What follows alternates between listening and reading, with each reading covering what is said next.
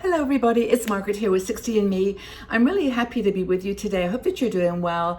I'm going to talk about a topic today that is near and dear to my heart, which is communication. I'm a communicator, that's what I do. I do videos, I do articles. I believe in the power of words.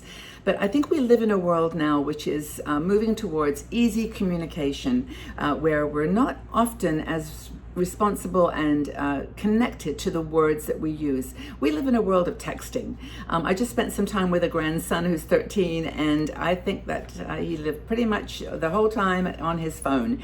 And it was okay because that's kind of the world that he is in. TikTok, Snapchat, all these apps that make it easy to communicate with typing, with words, but not with the facial expression or the even the sound, the emotion behind it. So it's a really challenging time that we live in. And Roseanne Ullman, one of our bloggers, wrote this article, and it was called "How We Can Communicate Better in a World of Easy Communication," which I thought was really and actually the way she gets into the conversation about how there can be misinterpretations and misunderstandings because of this kind of easy communication. It really struck home for me. I really appreciated it. But you can argue and you can complain about texting all you want, but it is our world.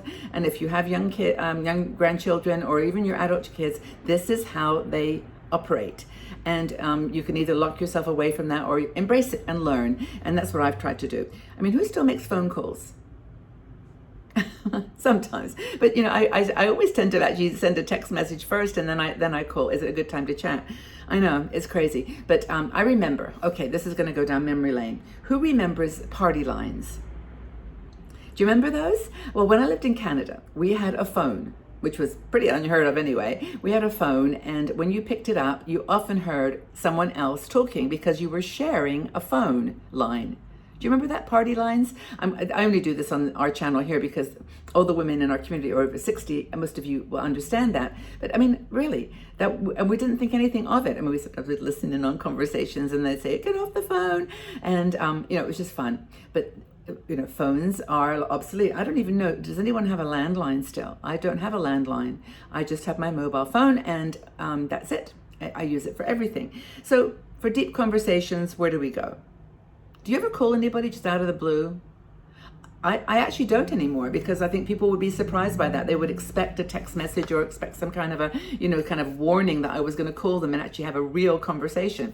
I say that, sarcastically, but it's true. So more options, but more problems. So when you're texting, let's go to texting for a sec. How many people have tried to text something and then sent the message and realized that the autocorrect changed the word to something completely different? I think I said I'm coming over, and it was like I'm crinky over, or some crazy variation on coming over. It was just because the autocorrect is so magnificently efficient, it likes to know what we're saying and correct it. But it can actually add more confusion. Now, mail also comes to you in different ways. So it can come to you through messages on Facebook, through email, through LinkedIn, through YouTube. You can get messages in direct DMs, as they're called, direct messages, in all different kinds of ways. So that makes it even more confusing, that you're not just going to one place like the mailbox or even the email box. It's now coming at you from all over the place. So I think that whole opportunity for confusion and duplication and misunderstanding is pretty intense. So let me talk to you though about what Roseanne talks about in terms of this cognitive biases that influence even face-to-face conversation. And I think that when you start reading this article, you'll start to think, wow, I never really thought about that, because technology itself isn't the problem, and that isn't the culprit. It's actually the way that social media applies that understanding or that use of words. So it isn't technology in and of itself. I'm a huge fan of technology. I just, every time I go to the doctor or the dentist or somewhere and I see all the great ways that they can help people with technology, I'm just learning as fast as I can. But when it comes to social media, I have a lot of friends who've jumped off of certain channels because they just don't want, They just don't want to be part of it. Now, from 60andMe perspective, we have our 60andMe website, of course. We have 60andMe Facebook. And Facebook is required, you have to log into Facebook in order to leave a comment on the website. And we do that for security reasons, because if we didn't have something, giving us some filter into comments, we would have thousands of spam comments. We already get some that are not appropriate, and I delete them as fast as I can, ban the users. But that's another thing about social media, is the volume of words and advertising that we get. So, this thing about cognitive bias, social media can affect cognitive bias. Now, I'm going to read these from the notes because I get them confused myself. But control blindness. Now, this is a really powerful one. It's about our ability to overestimate people's ability to control events. Basically, that we project onto people a response to us, or a reaction to us, or a reply, or invisibly almost, we attribute intention to other people's actions. So, if someone doesn't like your post on Facebook, I mean, they just could be busy, or they could be traveling, or they could be looking after something more serious than Facebook, but you think they didn't like it. No, and so you have a exaggerated view of why that was true, why they didn't like your Facebook post, or why they didn't like your Instagram post. Oh, Instagram's no good. No one even likes my post. I'm not popular. I'm not good enough. It just pumps up all this negativity into your being. Very, very strange. So if someone doesn't like your Facebook post, it's probably because they didn't even see it. But yet we put so much, especially if, and we do this, we're putting a post there to tell some person that we maybe don't want to say it to their face, that we're okay, or that we're having fun somewhere. I mean, if you do, I mean, people do this. I'm not saying it's a bad thing, but it's just then you overestimate their lack of reply, or their reply, or whatever. So that's kind of an important one. The other thing is confirmation bias, and this is where when we use words in our emails or in our social media, especially social media, we use our words to get a confirmation for something. So we believe in something, we want other people to agree with us. We want a confirmation bias to be validated or confirmed. And if we don't get that, then we make a judgment about the person that didn't reply, or didn't agree, or even disagreed. Is that we're looking for confirmation of our beliefs in the way that we post on social media. And that sets us up for complete failure, because we're never going to get that. I mean, if you, for example, have a particular belief about, a political situation or a health situation or whatever, and you don't get the confirmation back from the people that where you posted, you then are not happy with that. That kind of makes you feel insecure. So it's really important, and we then sort of either dismiss the information or ignore it. And other people are doing this as well all the time. So our actions are supporting or challenging their confirmation biases, what they expect to be the response to a Facebook post or an Instagram post. I'm on Instagram with 60andMe, and I also have my own account, but it's very different world, because everybody almost likes everything on Instagram. Like it's like. Just if you post, people like it, because there's no, I'm not trying to make any point or confirm any beliefs. I'm just sharing a moment or a day or a thought. So it's a little bit different. But on Facebook, for sure, I know people do leave comments that are looking for a confirmation of their beliefs, and then they delete people, or they unfriend them if they don't give them that feedback, that positive feedback.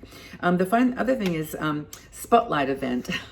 This is really funny. It's like we expect that people have are having a reaction to what we're wearing or what we're saying, and we just like build it up to be exactly what we think they're going to say. So we project onto them their response, and their response is often not anything to do with what we're trying to project. They just may be busy. And she says here, Roseanne says, what I wear matters more to me than to anyone else. And the reaction that they have has nothing to do with it. I mean, if you dress in a bohemian way, or a more less mainstream way, and you get reactions from people, it doesn't matter. because what you're communicating is for you, not for them. Now, if you are dressing to get communication, that goes back to the other confirmation bias and control bias, because you then are trying to weed out the people that agree with you, and those who don't, then you can make a judgment. So it's like it's a judgmental thing. Cynicism.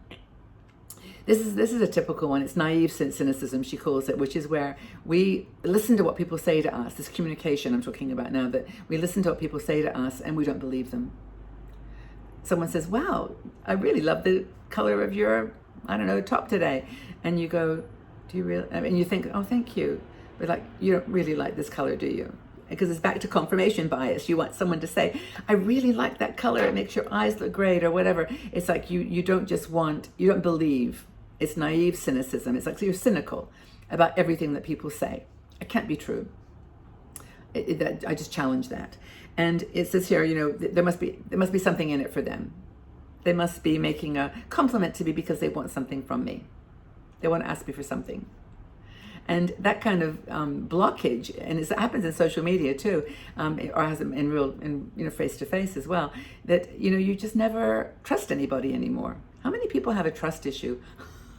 I think it's a big problem for older women. Anyway, the final thing is to think it through. To think through when someone's behavior doesn't make sense.